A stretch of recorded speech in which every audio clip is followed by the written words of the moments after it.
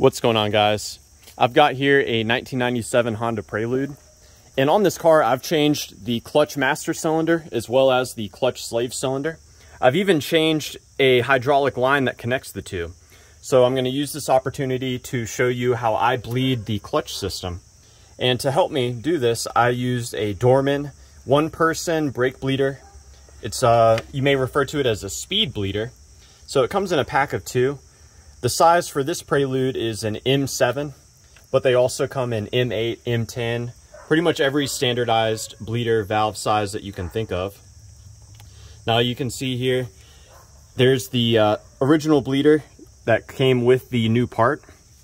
And what we're gonna want to do is completely remove that and install the speed bleeder. Now, before I remove the valve, I'm gonna go ahead and remove the cap for the reservoir and make sure that it's topped off. Doing this will allow gravity to pull the fluid down through the system. So now what we can do is remove the original bleeder valve. Going to use an 8mm for that. And it's normal for some brake fluid to leak out while you've got that valve removed. You just don't want so much fluid to leak out that the reservoir runs dry. So broke it loose. Now I can unscrew it. Now these bleeder valves are brand new. I have not yet used them. So you can see that they come with thread sealant already on the threads. If you've used these bleeder valves many times before, then that sealant will most likely have worn out, and you'll want to put some Teflon tape on the threads to help seal them to prevent air from getting in. And quick thread comparison, we can see these threads line up perfectly.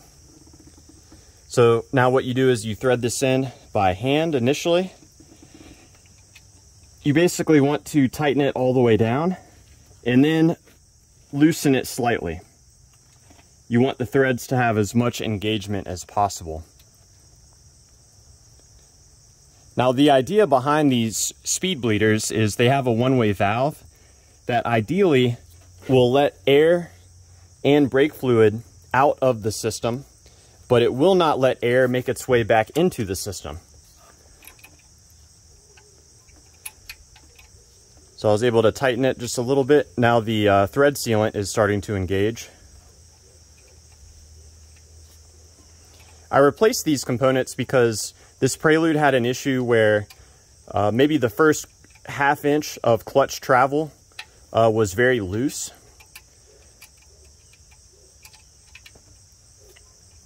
So that indicates to me that there's some issue in the hydraulic system.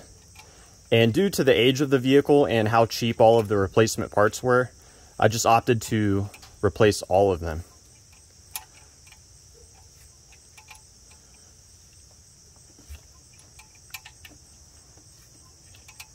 So I'm basically just going to go ahead and tighten this down until it bottoms out. And then I'll back off maybe a quarter or a half turn. It doesn't take much. So I've got it tight all the way. Let me see if I can get this focused in a little better. I'm going to back off maybe a third of a turn. Now what I need to do is check the level of fluid in the master. You can see it's dropped a little bit.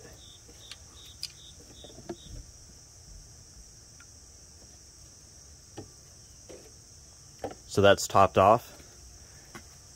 And another thing I'm going to do is install a hose on the end of the bleeder. This is not super necessary. I'm mostly doing it to help contain the fluid. I don't want brake fluid to be spraying all over my new radiator fan.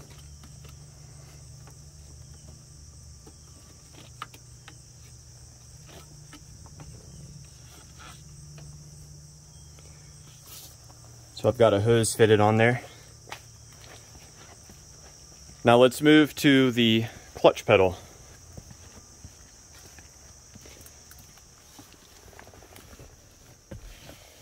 So this I have to push down and pull back up by hand.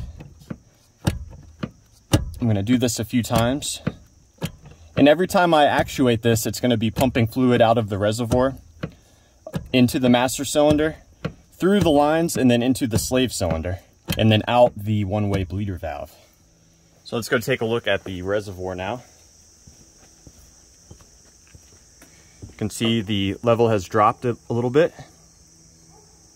And like I mentioned earlier, you want to ensure that this never runs dry, because if that occurs, you'll reintroduce fluid air into the system, basically negating all of the work that you did earlier.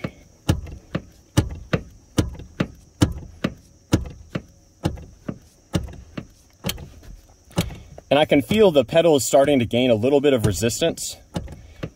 Even with that bleeder valve installed, as air is pushed out of the system, there will be more resistance.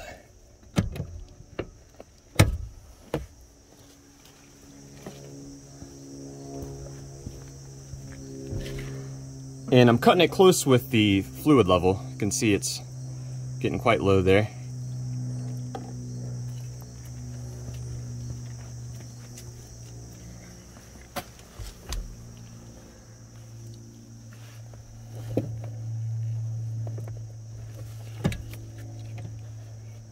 And I can actually feel that valve open. There's a little bit of pressure buildup and then the valve opens up.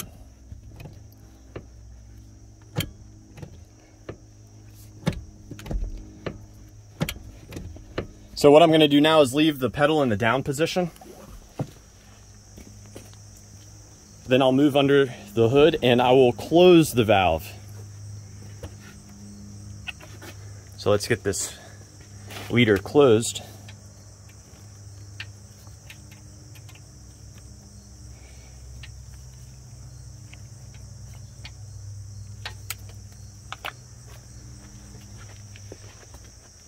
Make sure my reservoir is topped off.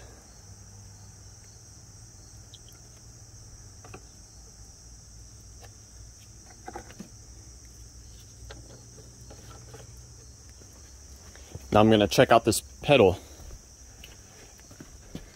I want there to be enough pressure building up in this clutch system that the pedal comes back on its own.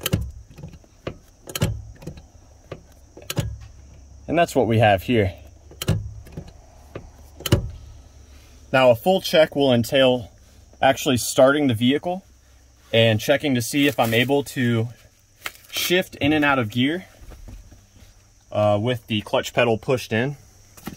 So let's actually do that now.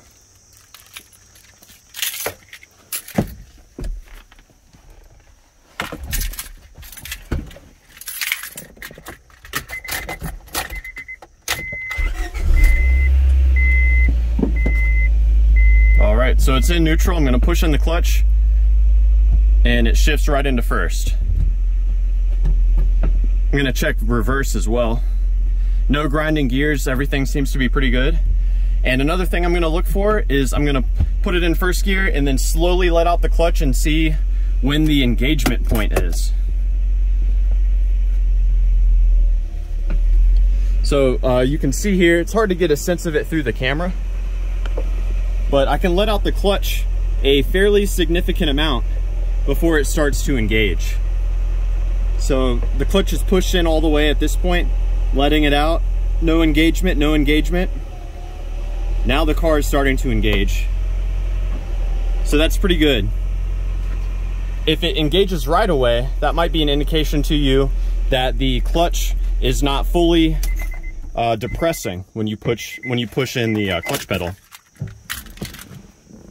So yeah, one last shot I want to take is I want to put this camera under the hood aimed at the clutch slave cylinder, if possible. I want you guys to get a sense of how far the piston is being actuated. So I've got the camera set up in a good spot. I am now going to move inside the car and push on the clutch a few times just so you can see the travel of the slave cylinder.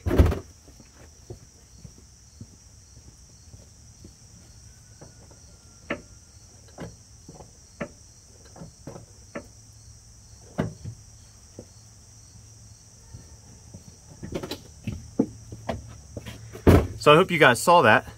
One final thing I would like to mention, you can audit your clutch system for a slow leak by pushing the clutch down and then propping the pedal down there with like a large breaker bar or a stick to hold it in the down position. And then you can watch the slave cylinder and see if it slowly moves back to where it was. But yeah, I hope that this video was helpful to a few of you. Please do let me know down below if you have any questions. I'd also like to hear if you have any tips about bleeding hydraulic clutch systems or even hydraulic brake systems. And yeah, I appreciate you watching.